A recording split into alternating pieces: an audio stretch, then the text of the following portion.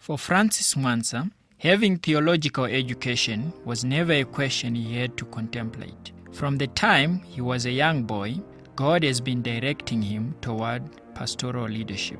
My path really started when God spoke to me through a series of dreams. In each dream, I was preaching to thousands of people. I didn't know what they meant until I started studies to be a priest in the Catholic seminary. Well, there I realized God was telling me that He would use me someday. It wasn't long, though, when Francis, realizing that the Catholic seminary was not where he was to be, he quit and went to a government school, but was not satisfied there either. While visiting an aunt in Chingola, Zambia, Francis met with some Nazarene who were witnessing door to door. They invited Francis to church Sunday morning. That very morning in church, Francis was convicted by the Holy Spirit and wept for his sins. He was led to confess and invite Jesus to be the ruler of his life. From that moment, I had a burning desire to seek the Lord and to serve Him. I never went back to my job. I just wanted to stay with new Christian friends and learn more. Following his heart and remembering the dreams of long ago, Francis finished studies at Nazarene Theological College in Zambia, and in 1992 accepted his first pastorate, reviving a dead church in Nchanga. No one wanted to go to Nchanga, and many pastors who tried ran away from fear of starvation. I went feeling convicted by the Spirit that I was to preach the gospel there, despite other pastors telling me that I would die of hunger. When I arrived, no one was there. The caretaker of the property had converted the parsonage into a large chicken coop.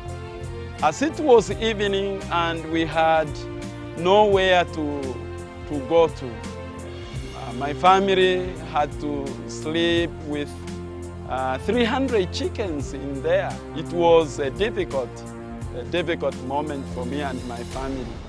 All of us we were very ill the following morning, and we almost lost our eldest son.